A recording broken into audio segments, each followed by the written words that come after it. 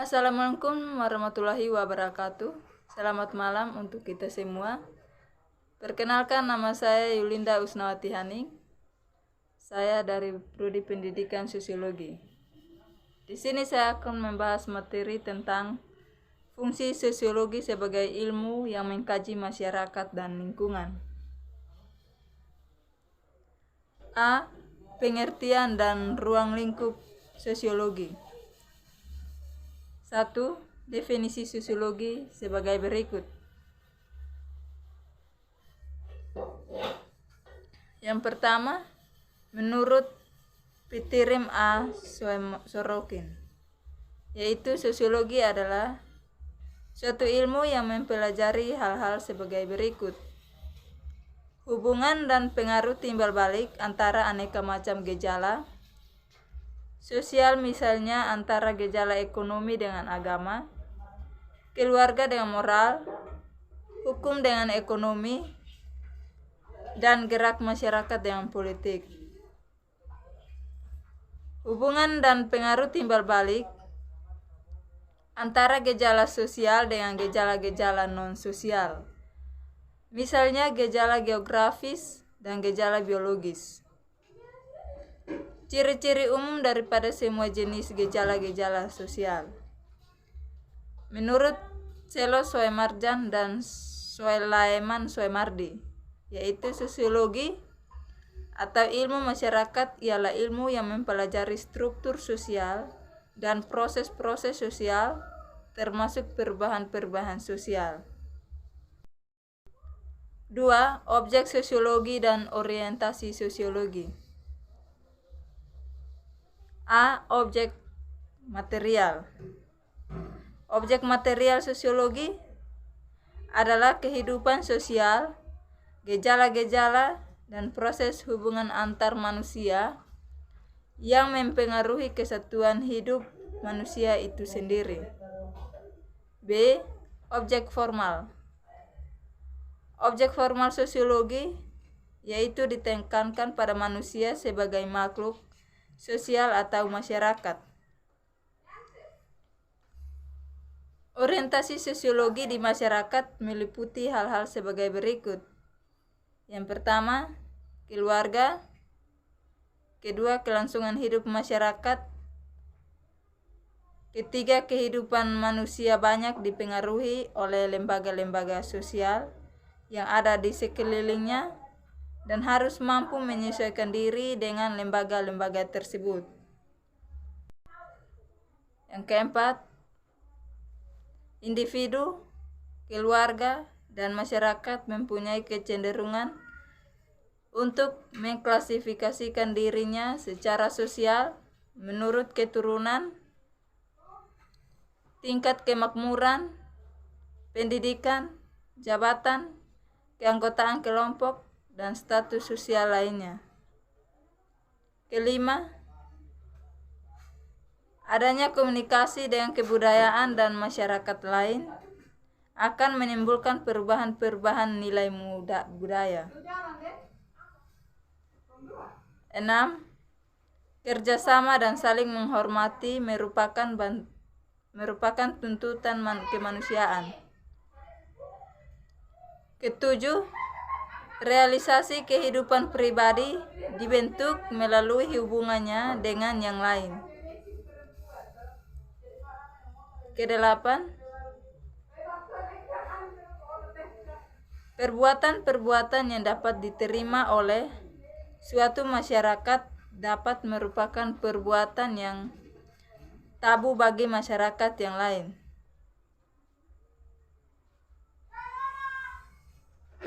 9. Migrasi atau perpindahan bangsa-bangsa menimbulkan percampuran budaya antar individu dan antar kelompok. 10. Lingkungan sekitar baik fisik dan sosial akan mempengaruhi kehidupan manusia, dan manusia pun akan mempengaruhi lingkungannya. 3. Ciri-ciri dan hakikat sosiologi. Sosiologi merupakan salah satu cabang dari kelompok-kelompok ilmu sosial yang mempunyai sifat dan ciri-ciri tersendiri sebagai berikut. A. Empiris. B. Teoritis. C. Kumulatif. D. Noetis. 4. Pembagian cabang-cabang sosiologi. Objek sosiologi yaitu masyarakat yang dilihat dari sudut hubungannya antara manusia dan proses yang timbul akibat hubungan manusia dalam masyarakat. Jadi yang dipelajari dalam sosiologi itu sangat luas. Antara lain A. Hubungan timbal balik antar manusia dengan manusia lain. B. Hubungan antara individu dengan kelompok. C. Hubungan antara kelompok satu dengan kelompok lain. D. Sifat-sifat dari kelompok-kelompok sosial yang bermacam-macam coraknya. B.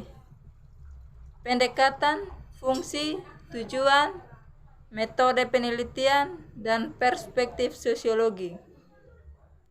1. Pendekatan sosiologi.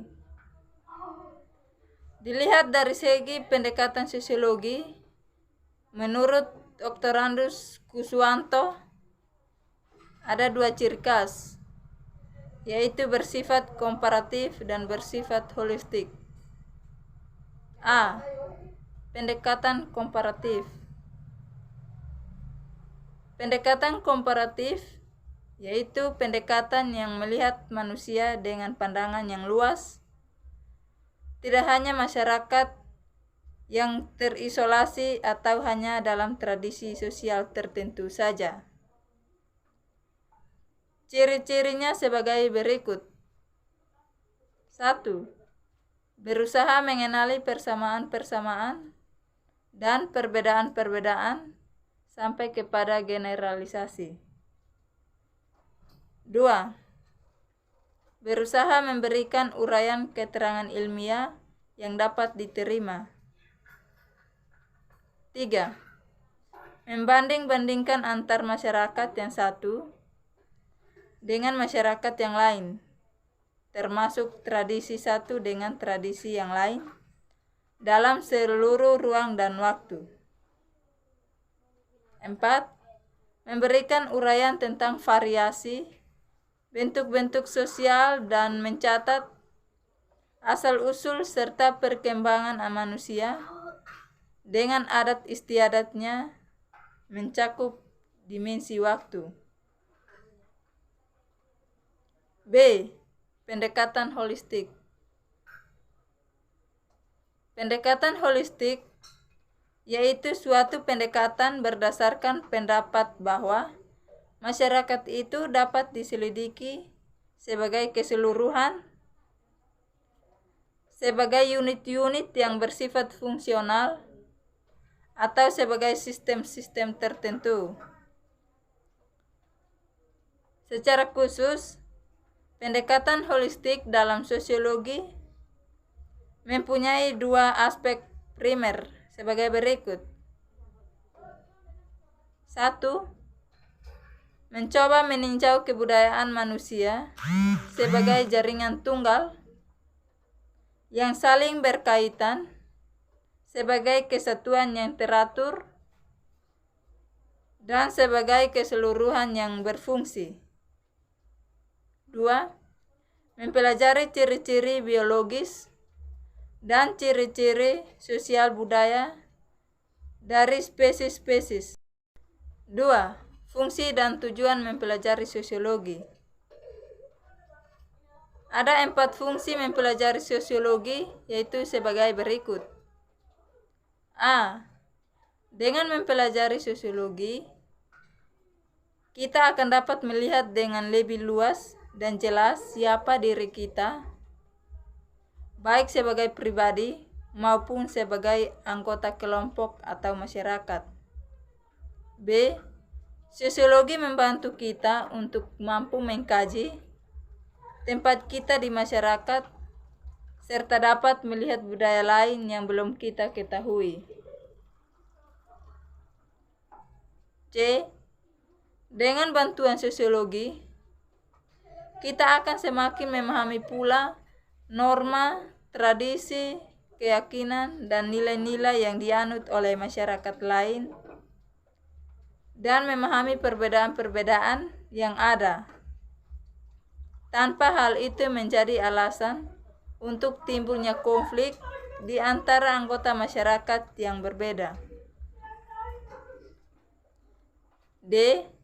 Kita sebagai generasi penerus, mempelajari sosiologi membuat kita lebih tanggap, kritis, dan rasional menghadapi gejala-gejala sosial masyarakat yang makin kompleks dewasa ini, serta mampu mengambil sikap dan tindakan yang tepat dan akurat terhadap setiap situasi sosial yang kita hadapi sehari-hari.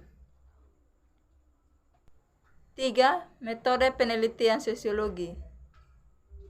Menurut Suarjono Soekanto, dia mengemukakan bahwa pada dasarnya terdapat dua jenis metode atau teknik yang dipergunakan dalam sosiologi. A. Metode kualitatif, mengutamakan hasil pengamatan yang sukar diukur dengan angka-angka atau ukuran-ukuran yang matematis, meskipun kejadian-kejadian itu nyata ada dalam masyarakat. 1. Metode komparatif,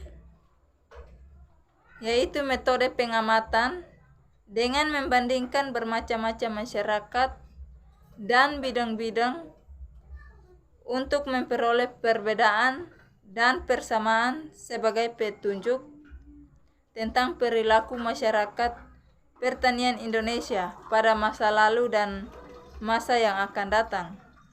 2. Metode historis, yaitu metode pengamatan yang menganalisis peristiwa-peristiwa dalam masa silam untuk merumuskan prinsip-prinsip umum atau secara makro. 3. Metode studi kasus, yaitu metode pengamatan tentang suatu keadaan, kelompok, masyarakat setempat, lembaga-lembaga, maupun individu-individu. Alat yang dipergunakan dalam studi kasus adalah wawancara, daftar pertanyaan, partisipan observe teknik, di mana pengamat ikut dalam kehidupan masyarakat yang diamati. B. Metode kuantitatif,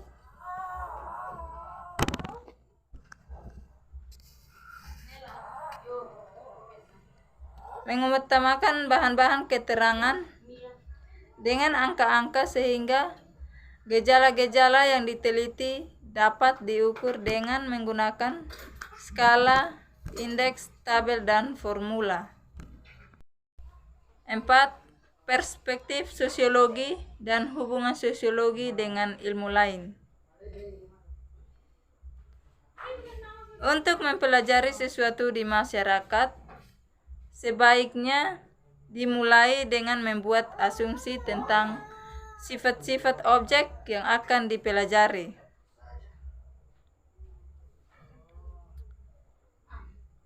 Di dalam sosiologi terdapat beberapa perspektif, yaitu sebagai berikut. A. Perspektif interaksionis. B. Perspektif evolusionis. C. Perspektif fungsionalis. Dan D. Perspektif konflik. C. Lahirnya sosiologi. Sebenarnya pemikiran tentang masyarakat sudah ada sejak dulu.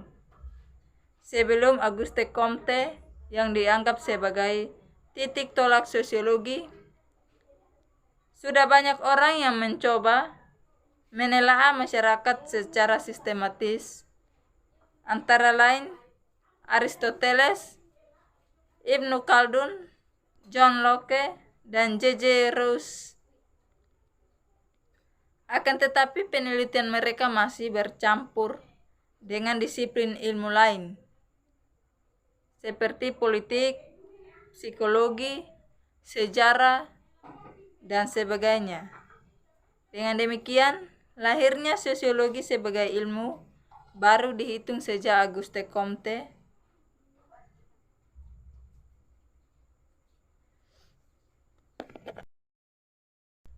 Demikian pembahasan kita kali ini.